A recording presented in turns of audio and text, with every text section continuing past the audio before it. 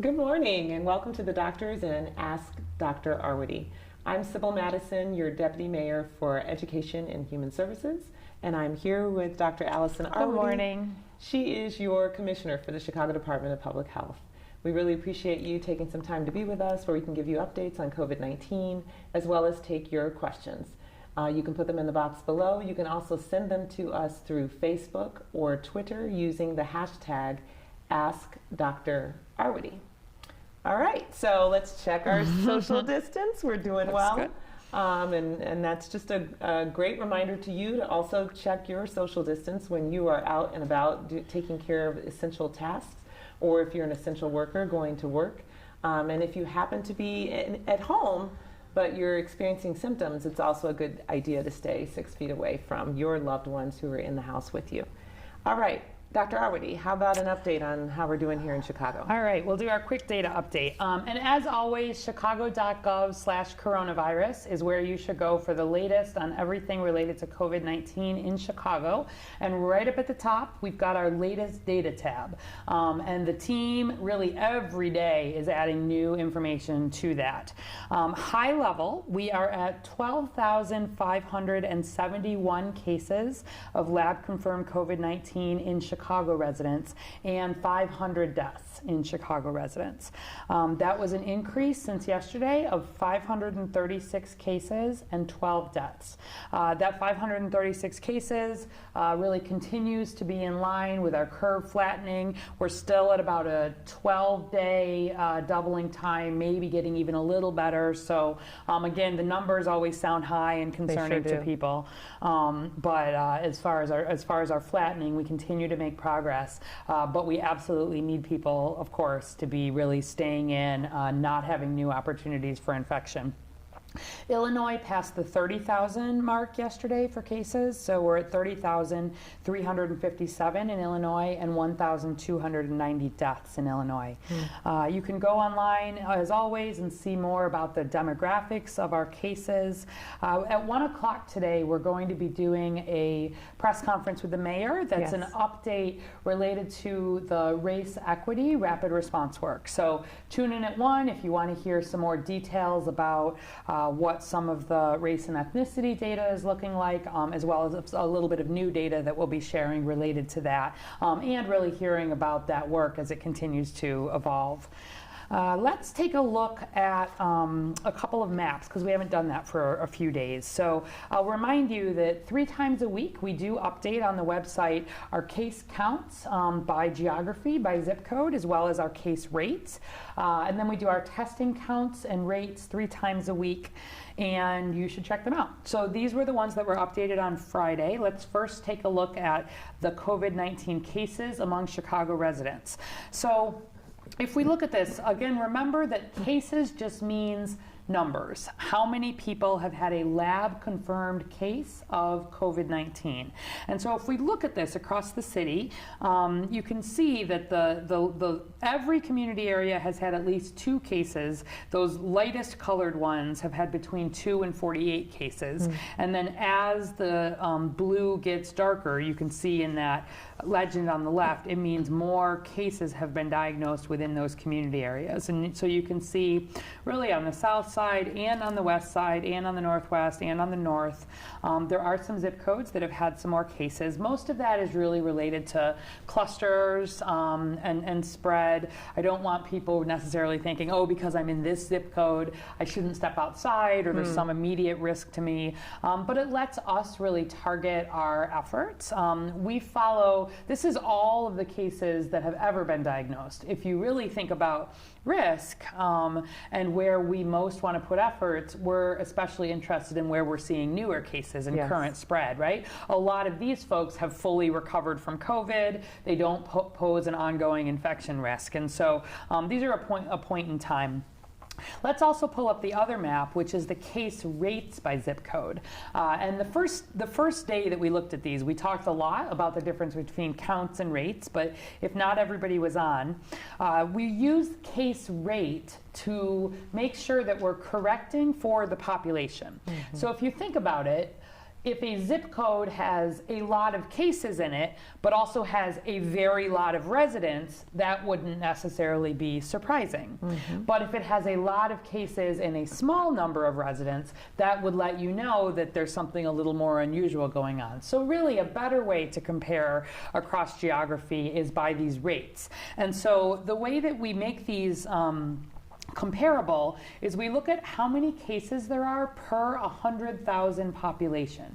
So there's about 2.7 million people in Chicago, but this corrects each zip code for how many people live in it. And so again, you can see, you know, similar to the last one, way down in the south there, we're having the lowest number of cases, where there are between 42 and 108 cases per 100,000 population. But I also just want to note that just because you're not seeing a lot of cases on here, it could also mean that there's not a lot of testing happening, right? So a lot of things kind of play into this. And so I don't want people sort of automatically thinking, oh, I don't have to worry if I'm in a zip code that has fewer, or I have to worry a lot more if I'm in a zip code that has more. But it gives us a sense of where we're sort of disproportionately seeing cases. And they're divided into these quintiles, these 5 sections, really by where something is statistically different. And so you can see really on the west side here, especially 60612, 60624, 60644, we're seeing more cases. And so there's extra efforts happening in some of those spaces. 60645, all the way up north, has been had a lot of cases early on. So it's on there because it had a lot of cases, but it doesn't necessarily mean that you're seeing a lot of ongoing spread. It just tells us historically that you've seen it. And so we're working on doing some case series and other things. And if you look over time, you'll be able to see some of this really play out. And it kind of underlines the point that this is one data point. Yes. And that we are always looking at multiple data points, right, to get a full picture and figure out what our strategies and actions should be. That's right. But the bottom line is that we have widespread COVID-19 transmission in Chicago. We have it in every zip code, every age, every race, ethnicity. And that's why we want the whole city doing the appropriate social distancing, staying home, doing the hand washing. It really is something that right now is very much throughout the city. And as a whole city, this is where we talk about our case rates flattening. Our healthcare system is still hanging in there just fine. You can look at that online, but we have about 20% of our ICU beds available across the city. About 40% of the ICU beds are taken up by COVID patients or patients where test results are pending. And similarly, about 52% of our our ventilators, the breathing machines, are taken up.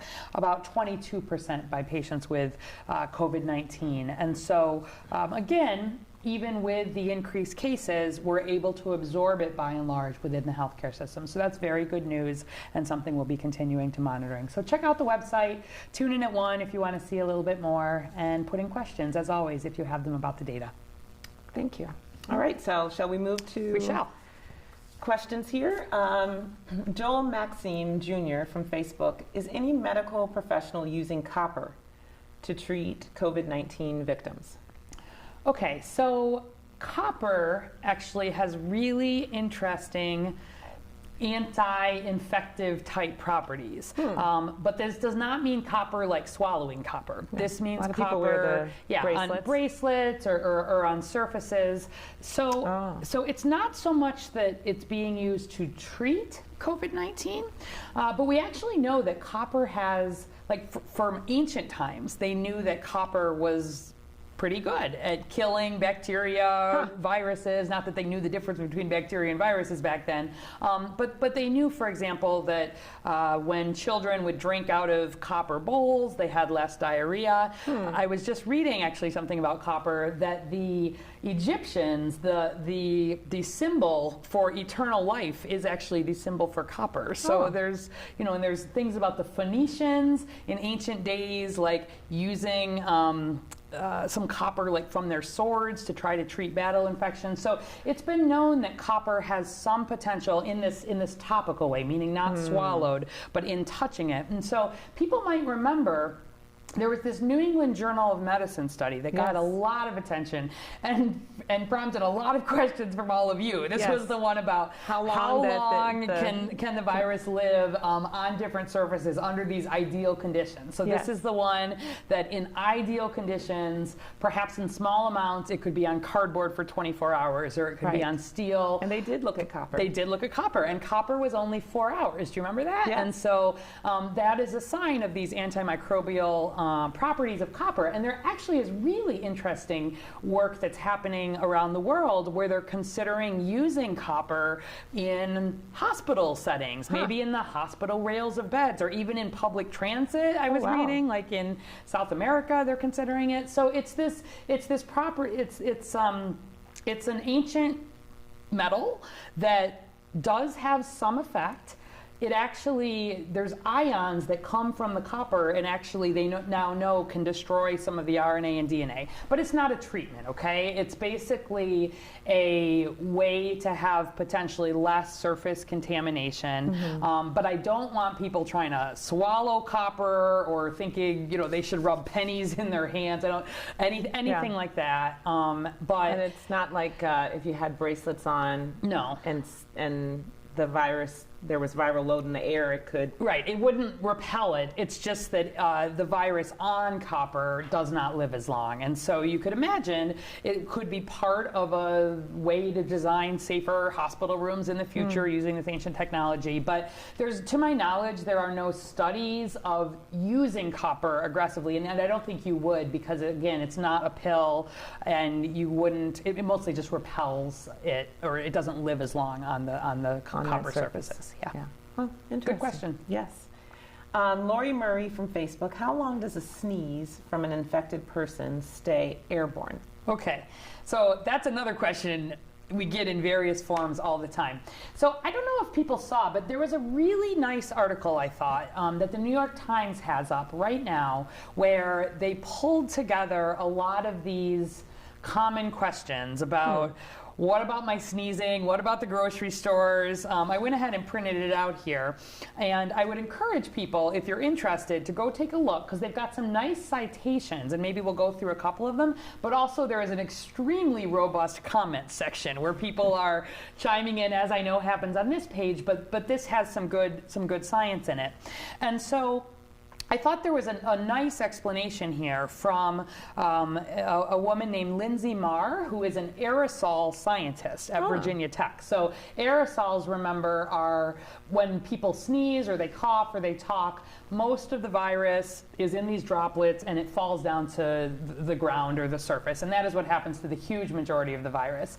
But there can be, in a small way, some of these particles, these aerosols that are very small, and they can be in the air. And I think people worry a whole lot about them, right? Like, if we had a question on Saturday every about day if almost, someone I think, sneezes and a breeze carries correct, it. Correct. And so this aerosol scientist really chimed in about what happens to small viral particles and how long. So she's really saying that although it's true that a sneeze from an infected person could push these viral droplets into the air, most of them are going to drop to the ground. And even these small particles, maybe they're only going to last about half an hour, was what she was estimating. And her point, I thought this was good, is that they don't swarm around you, and they're actually not very likely to collide with you. They're not very likely to collide with your clothes or collide with your face. They're sort of in the air a little bit. But what she describes is that they're small enough that they actually move in the air around your body and your clothing. And so she described that the best way to think of it is that we move very slowly. So think about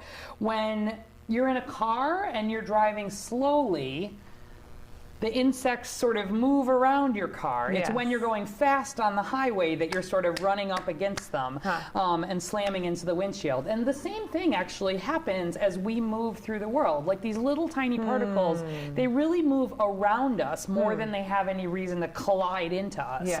And so generally, as we move, those little droplets are even getting pushed out of the way. And if you think about somebody who's sneezing, sure, if somebody sneezes right on you, that's not great, which is the reason to keep that 6-foot distance. Yes. But the concern about if somebody, and and hopefully in a store or something, they're also wearing that face covering, which the biggest part of that is stopping the droplets from going a long distance. But even if they didn't, this idea of sort of the droplets being a little bit in the air, I think there's a lot of worry about it. And obviously there's still science, there's lots of research that's happening.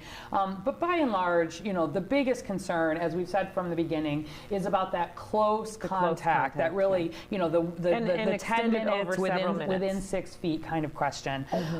So I thought that was a nice summary. And then they do go on in this article just to highlight, again, we had a question the other day about, do I have to be worried about my hair or my beard? And it said the same thing we'd said on here. It's really an unlikely source of infection. It's unlikely to get on you to start with, and then you think about all the things that have to happen, where you have to touch your hair, and then you have to touch your face, and there has to be a certain amount of virus to start with, and it has to have the ability to even infect you. And so, the bottom line with all of these really comes down to hand hygiene.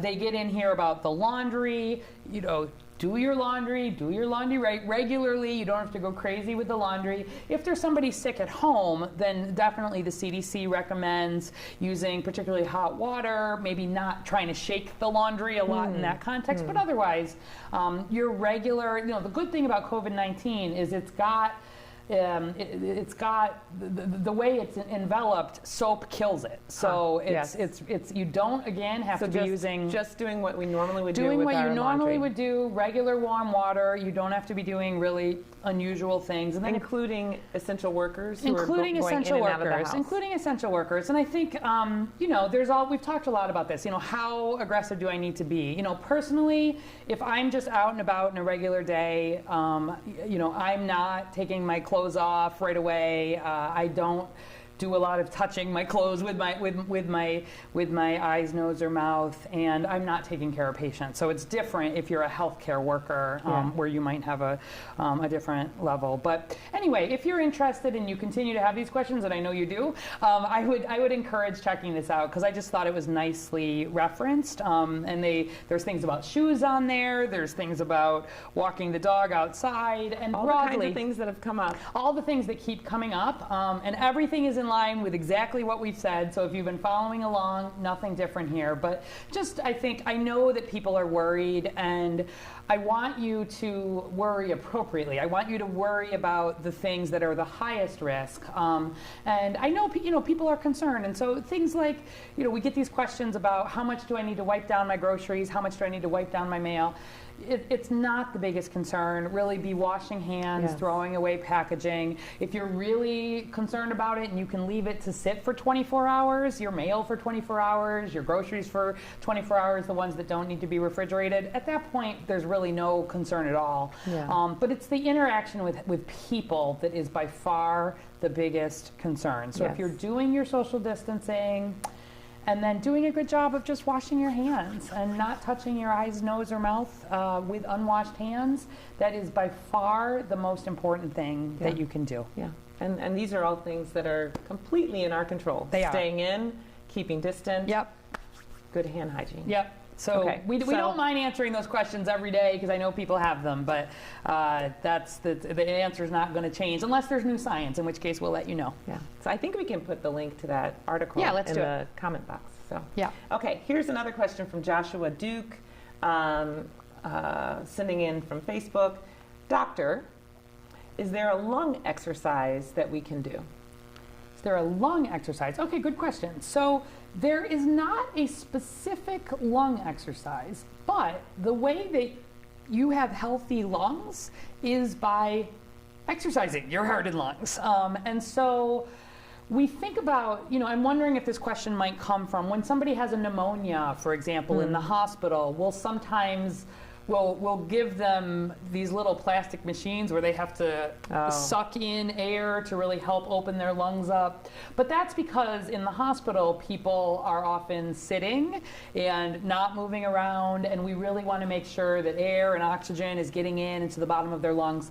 So for regular people, you do a good job of opening up your lungs just by being up and around, and especially if you're getting your heart rate up, think about what happens. You take some deep breaths. That's doing a good job of just keeping your lungs open. You don't need to be doing special breathing exercises. Some people like to do breathing in relation to yoga or for calming meditation. That's fine, but you don't need to be trying to breathe any special way. But part of really trying to get your heart rate up every day, going for that walk by yourself near your home, doing some exercise inside your house, even gentle things is really good for your heart and for your lungs, and it's one of the best things that you can do to keep yourself healthy. The other thing, I can't be a doctor and have somebody ask me about keeping lungs healthy and just remind people that as much as you can try to not be smoking right now, I know that it's a major time of stress for everybody, but that smoking is not doing your lungs any favor, and especially when we're trying to be as healthy as we can in case the infection comes. Trying to limit that as much as you can, and I know it's really hard, but that I have to say that. Yeah. Okay, Joshua has a follow-up question.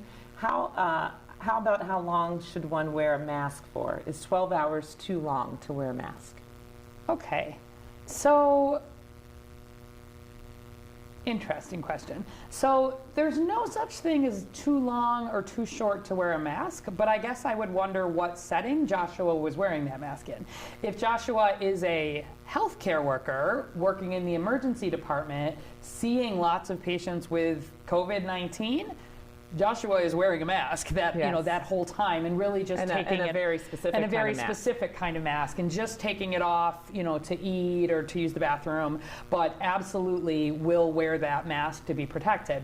But for most people, there shouldn't be a reason to wear the mask for that long, I wouldn't think. We really think again about the cloth face coverings as being best used in settings where you can't control the actions of other people, where you're in, especially an indoor setting, and you might not be able to keep that 6-foot distance. So you should be wearing it. And again, remember, it's mostly to keep your germs from coming out. You're protecting others. This was in the setting of recognizing that there are people who can have COVID-19 and not yet have symptoms, or potentially not have symptoms at all. And so it's really about protecting others.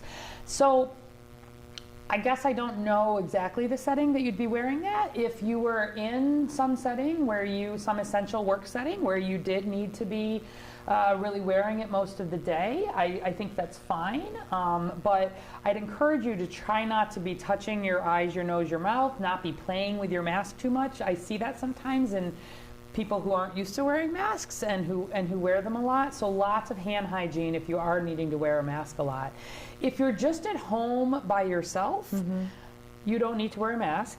If you're home and everybody's healthy and you don't need to be wearing masks all the time. If there's certainly anybody who is sick, even a little bit sick, especially if there's somebody vulnerable, that could be a setting where the sick person should be attempting to wear that mask. So, but even in that setting, I don't know too many settings where you'd have a 12-hour period where you wouldn't be able to keep that 6-foot distance. So I think without knowing your exact situation, I would just say think about where you need to wear it, and wear it mostly to protect others, and use a lot of hand washing if you're having to wear it for that long. So if you're at home and you have someone who is 60 or older or has one of these chronic conditions, would you wear a mask, or only if you had symptoms would you? I wouldn't wear a mask. I wouldn't wear a mask all the time at home. It's of course it depends a little bit on the exact situation, of course, but broadly speaking, masks are mostly for when you're in contact with people outside your household, or if somebody is sick at home. You just think realistically about what is feasible, and that's really would be the main recommendation. Got it. And is there any difference between the cloth mask or maybe that disposable mask? No. The disposable, sort of the paper, sometimes it's called a surgical mask. The only thing that's really different about those is they're disposable, so Right. you need more of them. But all of those are mainly serving to help keep your germs from coming out predominantly, and they all have a role to play, but they are a secondary role to the social distancing and the important hand hygiene and trying not to touch your eyes, your nose, your mouth with unwashed hands. Got it. All right, Beverly Stewart Williams from Facebook. Good morning. A man came to my door and my son opened it because he thought it was a delivery. He had a mask on, but he was close. Should we be worried now?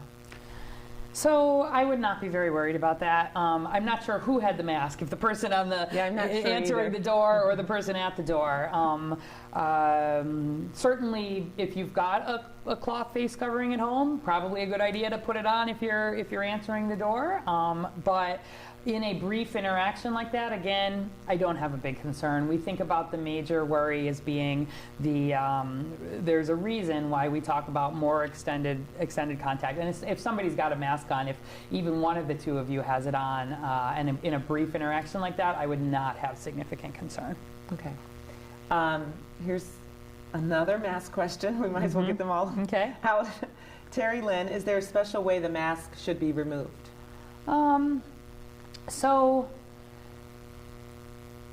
broadly, I think if you're taking the mask off, you want to take it off, if assuming this is one of the cloth reusable ones, you want to take it off, and if you're gonna wash it, if you're gonna throw it into the washing machine, or if you're gonna hand wash it, just put it right in there, and then wash your hands before you touch your eyes, nose, mouth. Ideally, you're not kind of putting your hands all over the outside of the mask, but again, it's more about your germs from the inside, to be perfectly honest. Yes. So I would say, when you come home, it's like anything. You don't have to go crazy about it, but take it off if it's one of the reusable ones and you're thinking about washing it. Go ahead and throw it right in.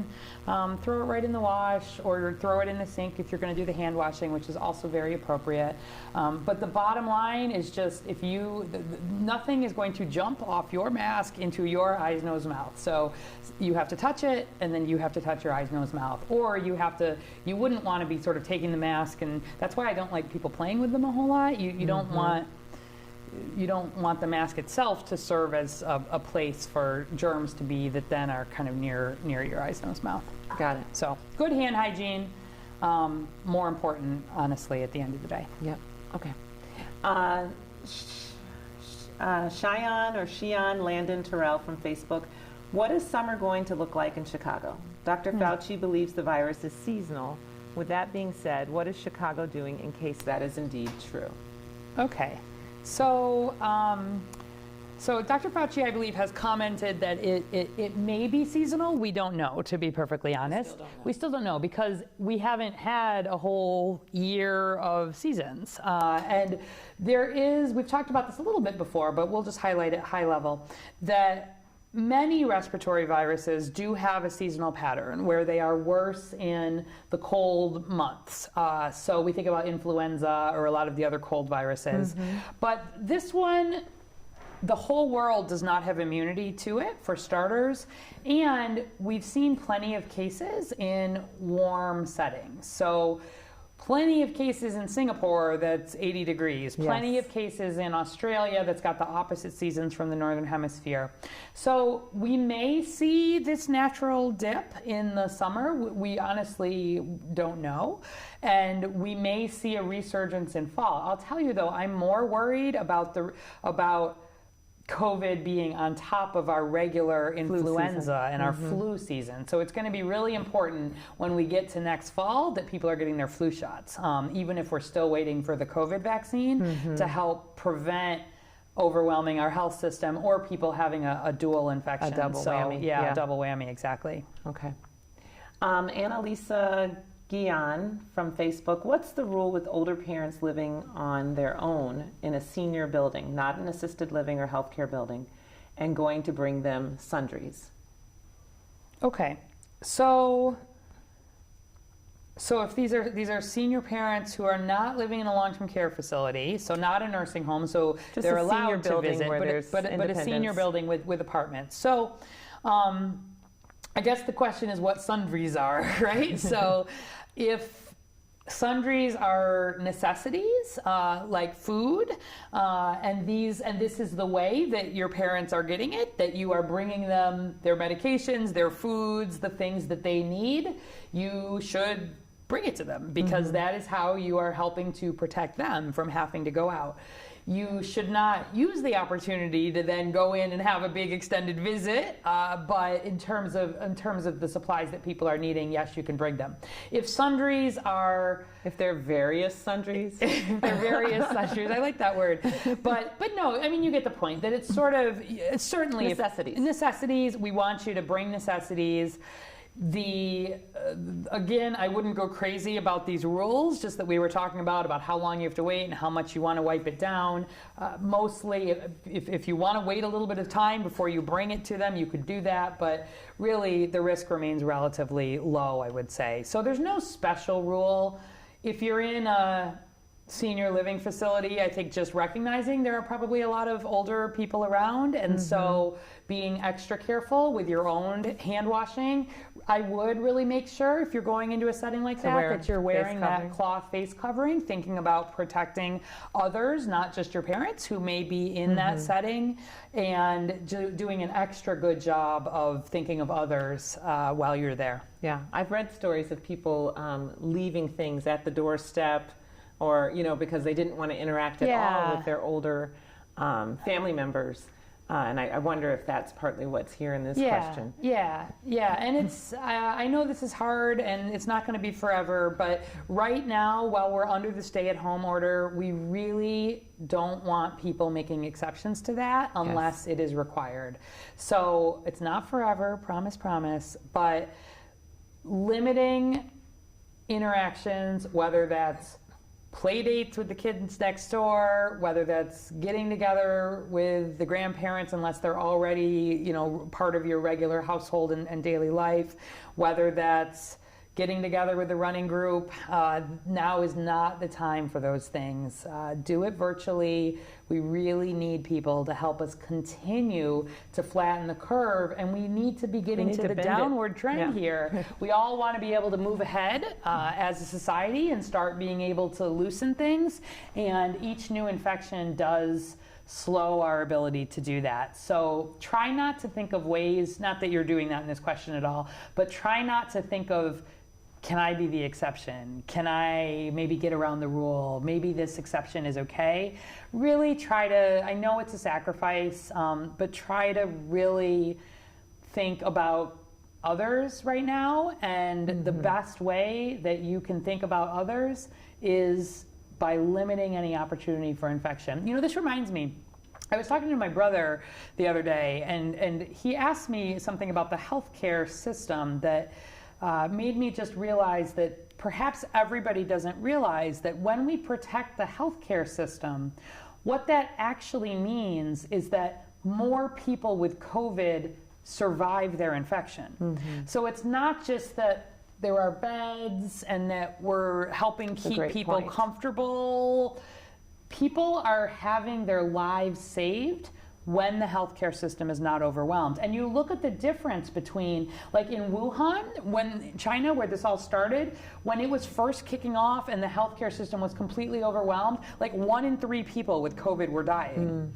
And just a month or two later, when things were under control, fewer than 1 in 100 people are dying. So we're enabling care to be given to every patient. We're enabling care. We're enabling oxygen treatments for people who are really sick. We're enabling them the ability to get ventilators. And people recover every day here in Chicago because of the amazing care that they are getting in hospitals. And so it's not just a theoretical. In Italy, where everything was overwhelmed, there was a point where, again, about 7 out of every 100 people were dying. And when the healthcare system's not overwhelmed, that should be fewer than 1 in 100 probably. And so all of these things that we do, it's not just a theoretical thing. It really does, stay home, save lives. It's for real. Yeah. Okay. Not that Annalisa was trying to get around not anything. at all. Not at all. It just reminded me of the conversation. Great question. Yep. There have been a couple of questions that have come in the past that we've missed around 5G and how does 5G influence coronavirus? Yeah, it doesn't. There is no evidence that anything related to 5G, which is this faster cell phone network, has any impact on health, and especially no impact on virus. Like I don't even know what mechanism would be considered that would have a strong scientific rationale, I think. So I know that's a rumor that has been out there. One of those myths. One of those myths, but that it is not a concern.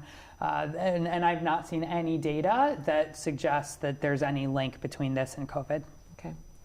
Amy Woodrick from Facebook, when are we going to start testing all people with symptoms so we can get a better denominator for case study? Okay, yeah, good question. So you may have heard the governor say the other day that we really are at a place now where, for the most part at least, people with symptoms are able to get testing. We know that it's still a little hit or miss every day, and you can look online and see this progress. We're adding more and more tests in Chicago. We're up to a point, last I looked, where we're doing around 1,600 a day, something like that across the system. We need to be doing more than that. It's still not where we want to be, but it's much better than where we were even a week ago, and much better than we were 2 weeks or 3 weeks ago. And the best news is that a lot of that capacity is coming within the commercial system, which means the way that you would normally be getting testing done. If you go to your doctor and you need a test, they send you to the lab. They send you to the lab, or they collect it even in their office. And then are able to use the commercial lab to test it. So it's a good sign that that capacity is really growing, and we won't need to have so many of these workarounds for testing. So we're still not 100% there, but we're getting much closer, and it is much easier if somebody has symptoms to get testing now than it was even a week or two ago. To the second part about whether we'll use it for a case study, honestly, the population level testing that we'll be doing is much, much more likely to be those serologic studies, meaning the blood studies or the antibody studies, which we've talked a lot about. Those are what we're going to really use to understand what percentage of the population has developed some immunity to COVID. Now, we don't know if that immunity is 100%. We don't know how long it lasts. But those tests, when they are really ready for prime time and widely available, those are going to be more what we use to actually understand this at a population level. We'll continue using the nose test, and there's now a saliva test. There's new testing being developed to diagnose in a clinical way COVID, and that's going to keep getting easier. But really, those population studies, I think, are most likely to come with the antibodies. And remember, it was just in the last week or so that we saw the first few of those starting to move along the process. They've gotten some emergency use authorizations, it's called, with the FDA, and there's some validating happening. So they're coming, and they can't come soon enough from my standpoint. Right. But that's what we'll really be using. And so that's why people who had a mild infection and they wonder, was it coronavirus, there will be an opportunity to have this antibody test and to answer that question. And we don't think that this goes away very quickly. And so, if you worry, oh, it was 2 weeks ago or it was 6 weeks ago, not a worry. We'll be able to pick that up based on everything we know once there are more widespread approved antibody tests available. Yeah. And when you say population, yeah, do you mean the whole Chicago population? Yeah. I think, we're not going to need to test everybody in Chicago, but what we'll be doing is, in a scientific way, we'll be probably selecting some sampling of people. We'll be oversampling, meaning we'll be doing much more testing in a lot of our settings of highest concern. So in long-term care facilities and nursing homes, there's going to be a lot of testing, certainly of workers, healthcare workers, first responders, people who work in long-term care facilities, etc. Homeless shelters, I'm sure, will continue to be spaces where we'll need a lot of testing. You just think about where you have a lot of folks coming together, especially who are vulnerable. We'll need to be doing a lot of repeat testing there. But more broadly, out in the community, there will absolutely be work to understand what the level of COVID has been in the population. I told you the other day that where we've been doing more of this aggressive testing in homeless shelters, for example, we are identifying quite a lot of people with these very mild or asymptomatic infections, and that's using the diagnostic test, but we'll be pairing that with some of the antibody tests. We're doing that just in a limited way to start to understand how the test functions, but we'll do it in a actual approved way pretty soon. Yeah. And yeah, there will be studies and where we talk about some of this race equity work, for example, wanting to make sure that probably, I imagine, tests will be brought to people as opposed to requiring them to be coming out to get a test, especially if we think about vulnerable folks or higher risk. So there's a lot of people on my team who are really thinking long term about what our testing strategy should look like. We're still waiting. It's getting better every day. We don't quite have the capacity we need, but we're thinking about all the different kinds of tests and then how we'll use some of that data to answer questions for individual people, but also then at a population level, make sure we have a good understanding of how we're doing as a city and as a country, frankly, as we look ahead over the next year or two, heading toward vaccine and all the rest of it. Okay. This is an interesting kind of somewhat related. Eileen Durkin from Facebook. How does the stay-at-home order apply to those who have recovered from the virus? Okay, so the stay-at-home order applies to everybody. Even if you've recovered from the virus, we know that people who have fully recovered have at least some degree of immunity to COVID-19. We got the question the other day, can you get reinfected? Yes. And there are questions still, a lot of questions about, there's a study, for example, out of South Korea that showed there were about 160 people, I think, who it looked like maybe had a second infection. And it's still not known, was one of the tests a false positive or a false negative? Did people have low level of virus and not actually clear it? What had their antibody, meaning their protective levels, had been?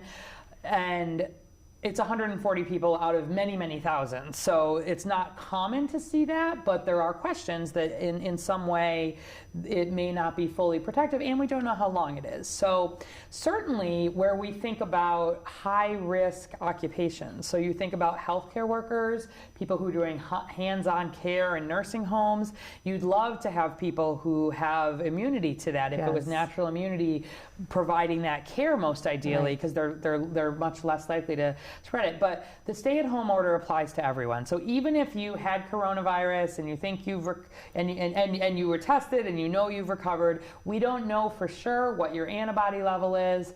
And frankly, you're gonna if you're out and about not practicing that social distancing, you're just not setting a good example for others. You're not wearing a sign that says I have antibodies, right? Because there is no such thing still as a fully approved FDA antibody test, and we need everybody adhering to the stay-at-home order. All right. We got through a lot of questions today. Yeah. How about some good news? Yeah. I just wanted to lift up Common Pantry. They support food insecurity needs on the north side, and they have this I Am Your Neighbor program that they're doing, where it supports the restaurants in the neighborhood. So you might be getting takeout, and then you kind of buy an extra meal for someone who might need a meal. And then you're supporting the local restaurants as well as paying it forward for someone who might need a meal. So this is run by Common Pantry on the north side. I thought it was a really great idea. Great. I Am Your Neighbor. Sounds good. I've got a couple here that we got from folks related to supporting healthcare workers. So I'll remind you, chi.gov/frontline is for our frontline health workers. It is the microsite, you can get to it from a regular site too, that highlights a lot of the resources available to frontline workers. We really want to show our frontline health care workers that Chicago's got your back. Yes. And so there's a lot of resources on there about, for example, the Sitter City program that the city has, but also there have been some other examples set up around that. So there's a website called Chicago COVID Sitters. You can go to Chicago, you can go to ChaiCovidSitters.org. And this one is specifically medical students who set it up to help with some of that free childcare or pet sitting or household errands for healthcare workers, and specifically doctors, janitorial staff, doesn't matter. The med students who are maybe not allowed to be providing care right now, they want to help. So you can go to ChaiCovidSitters.org if you're a health worker, and there's a request help button, and they want to help you out. And then we'd gotten some information or a question, I think, about what CPS was doing to help with internet for our students who may not maybe in temporary living situations. And so CPS has been distributing 12,000 4G internet hotspots with 4 months of service to CPS students who are in temporary living situations or who are not having internet, just to work on that digital divide piece where we know it's really important for students to try to be able to keep up with that e-learning. So that was good news.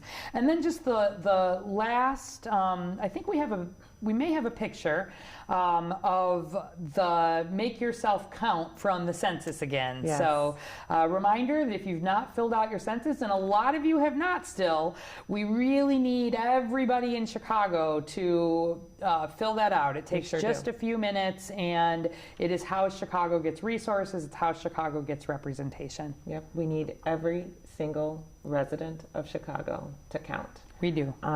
Okay, well, tomorrow we'll be back at 11. We're going to have a special guest with us, Karen Norrington Reeves. She leads the Chicago Cook Workforce Partnership, so she'll be here talking about all things employment and how we're going to get our workforce back to work. And so if you have any questions related to that, to employment opportunities in the Chicago area, please put them in for tomorrow's episode. Yeah, we'll collect some today, and then we'll have the opportunity to add them tomorrow. So I'm looking forward to talking with her tomorrow. Yep. I think one of the themes in all of our questions today is just how important it is to just continue to do what we've been doing. Yep. Hang in there. Hang in there. We know it's rough, but we also know that it's working. So as we always say at the end, continue to stay home and save lives. See you tomorrow.